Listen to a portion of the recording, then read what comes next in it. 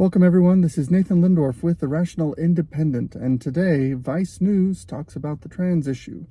Headline: Republicans just banned Montana's first trans legislator from the House floor. What's going on here?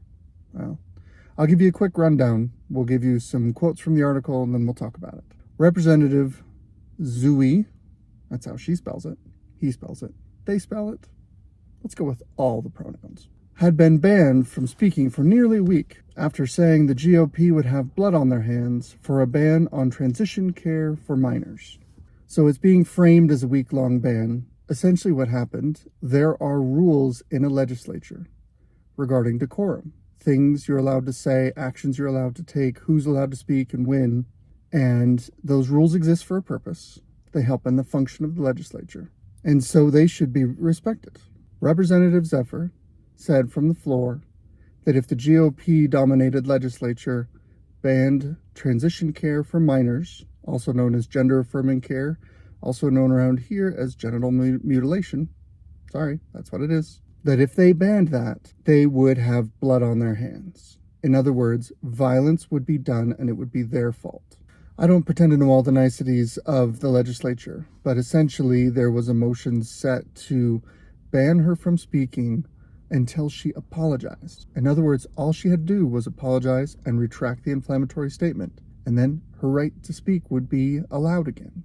But she refused to apologize on principle because her position remains the same and she is unrepentant of the position that she has expressed.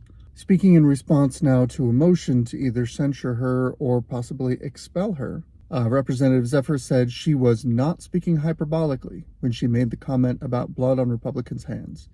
I rose up in defense of my community that day, speaking to harms that these bills bring and that I have firsthand experience knowing about.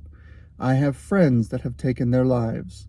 If you use decorum to silence people who hold you accountable, then all you are doing is using decorum as a tool of oppression.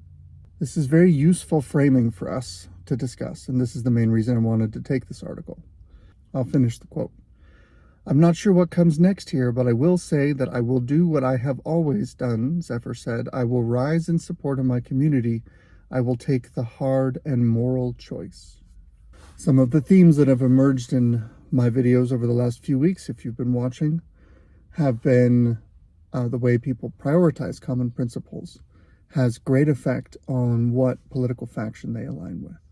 In this case, this person is expressing a strong opinion that they want to use political tools in an effort to save the lives of their friends. In other words, we're talking about compassion, defense for the vulnerable, etc. Those are powerful principles. But in order to accomplish this end, this person is setting aside civil society, setting aside medical wisdom, setting aside the rights of vulnerable minors, setting aside a whole host of other valid concerns. They also touch on a point that I have touched on obliquely, but it's becoming more and more central to the discussion. So we have to talk about it. There is a word that is used to describe someone who uses violence or the threat of violence to accomplish their political purpose. That word is terrorist. I don't throw that word around lightly, but that is the actual dictionary definition of a terrorist. Someone who uses terror, violence, or the threat of violence, particularly against the innocent, in order to get people to bend to their ideological and political motivations. I have been hesitant to come to this conclusion because it is an inflammatory topic and it is difficult to reason your way through. But it is growing increasingly difficult to ignore the fact that people who are activists in the trans movement, in the gender deviance movement, people who are doing their best to push this agenda in broader society, use the fact that transgender people commit suicide as a trump card in the political discussion. It's unlikely that the transgender movement would have gotten nearly as much traction as it has without the suicidality of those who suffer from this disorder. If you look at the gay rights movement, it took It took 40, 50, 60 years before those who actively campaigned for the right to marry or civil unions, the right to be recognized in society, anti-discrimination laws, etc., proper medical representation and support, before everyone who made those arguments in regards to that flavor of gender deviance, i.e. homosexuality, and I want to say, live your own life as an adult. You can choose what you want to do.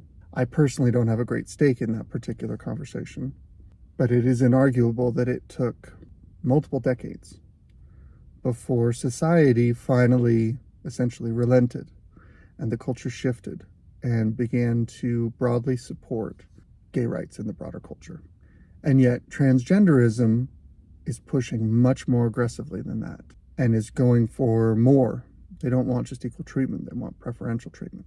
One of the reasons they're able to do that, they're able to make that kind of traction on these issues, is because they have the added emotional weight of a crisis or an incipient crisis. They're able to point to their population and say, look at this population that commits suicide at such a high rate. Suicide is a tragedy. Suicide is violence against the self. Again, speaking strictly of definitions. That's a terrible thing. Nobody wants to see that happen. I'm speaking carefully here in order to try and avoid unintentionally inflaming emotions. But where I have great concern is that the conversation goes from, look at this suffering group of people. We should do what we can to help them, to give us what we want, or their death is your fault. Those are not the same argument.